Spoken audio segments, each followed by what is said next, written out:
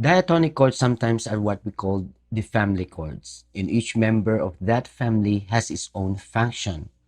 In order for us to know the diatonic chords, you must know the chord building, but it's a very long discussion if we're talking about the chord building. So I decided to make a shortcut or something very simple to practice how to know the diatonic chords. Let's take, for example, the key of G. If we move on half a step from G and another half a step, we got a whole step. So from G, we move to here, and that's a whole step. And we move the middle finger, we have the chord A minor. So G, A minor. Now we have the second chord. So remember that there are 7 chords in a major scale. So 7 diatonic chords in a major scale. So we have already the first chord or the root, and then the second chord. If we move from G one step down and rearrange the fingerings like this. By the way, the middle finger is on the 6th string 2nd fret, ring finger or the 3rd finger on the 2nd fret 4th string, and the 4th finger on the 3rd string 2nd fret, and the 1st finger on the 2nd string 1st fret. So we have this. Now we have the 7th chord. So all in all, we have this first chord, G, A minor, 2nd chord, and F sharp minor 7 flat 5, the 7th chord. And if we still move down, we will have the E minor. So we have the 6th chord. So if you don't know E minor, I use these fingerings because I'm trying to show you that it is just like G, and I move from G to here, and I remove the 3rd finger and the middle finger and the 1st finger. So I will rearrange my fingerings, and I got this. The open E string. On the 5th string, we have the 2nd finger, 2nd fret, and on the 4th string, we have the 3rd finger, 2nd fret. All other strings are open. It means you don't have to press anything, but you can still strum it. So we have the 6th chord, 7th chord, 1st chord, and 2nd chord.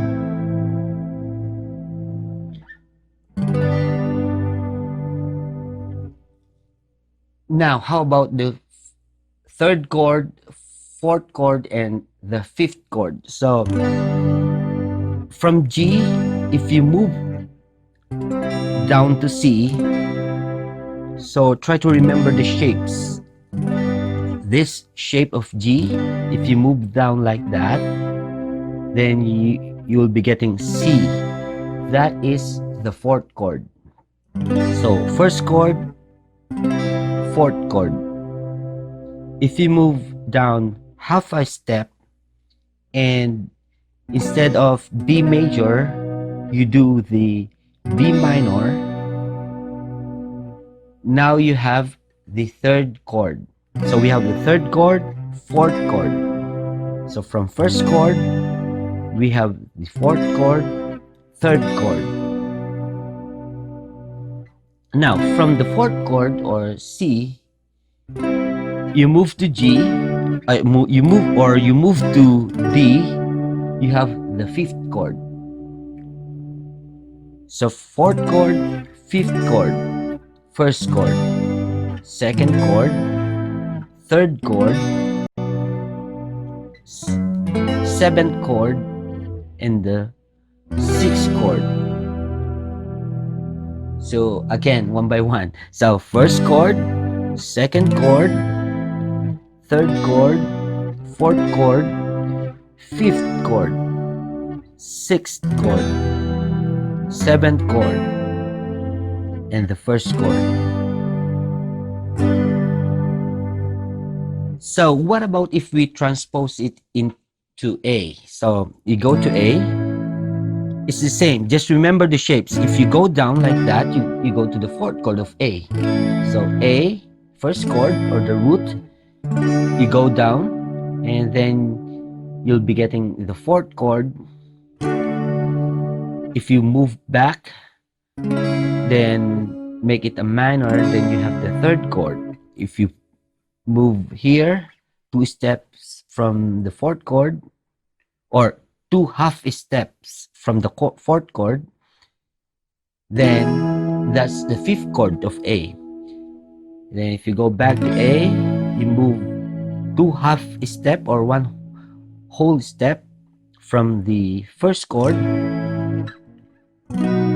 and make it a minor by removing your middle finger. Then it will be B minor, and that's the second chord of A. So if you move down half step and do this shape, you have the seventh chord of A. If again you move 2 half steps or 1 whole step, then you will be getting F sharp minor. You have the sixth chord. So first chord, we are now in A. First chord, second chord, third chord, fourth chord, fifth chord, sixth chord, seventh chord, back to A.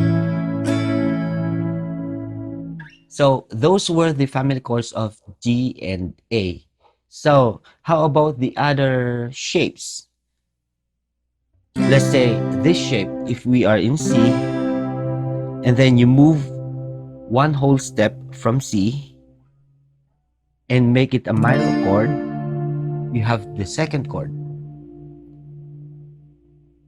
So from C to the second chord, if you move again 2 half steps from the second chord,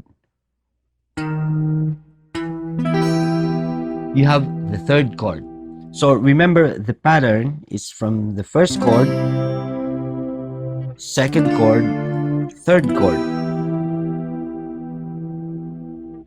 So first chord, second chord, third chord. If again you move half step from the third chord, you have the fourth chord. From the fourth chord, you move half step, 2 half steps, then you have the fifth chord. So by the way, this is F. So from C, the fourth chord is F. We don't go from C to F. We do this shapes of F and G instead of these shapes, because it's very far from C, and if you do that while performing, it sounds like C and F are not related, so it's too far from C. I will explain that in the next lessons maybe. So this is the first chord, we go to the fourth chord, and if you move from fourth chord 2 half steps, you got the fifth chord. So again, we have the first chord, second chord, third chord, and also this one is E minor, so we don't have to do this. We can go here, E minor. So first chord, second chord, third chord, fourth chord, fifth chord. So the sixth chord is also a minor, and you have to move one whole step from the fifth chord. So 1, 2, and it's a minor, so we move the middle finger. You have the A minor, that's the sixth chord of C. So C, if you go to this shape, you got the sixth chord. If you go back, you got the fifth chord. So again, let's try to examine how we are going to the fifth chord from the first chord. So first chord, if you go up like that, you got the fifth chord. If you go down, you have the fourth chord. One more, and you have the third chord. If you go here, you got the second chord. If you go from here, you got the root or the first chord. And if from here to here, try to remember it. From here to here is the sixth chord. So the last one is this one. This is the seventh chord. So from C, you go down half a step and do this shape. So first finger, second fret, fifth string. Third finger, fourth string, third fret. Second finger, second fret, third string. And the last one is third fret, second string, fourth finger. That's the seventh chord of C. So this is D minor 7 flat 5. So we got C, D minor, E minor, F, G, A minor, B minor 7 flat 5, and C.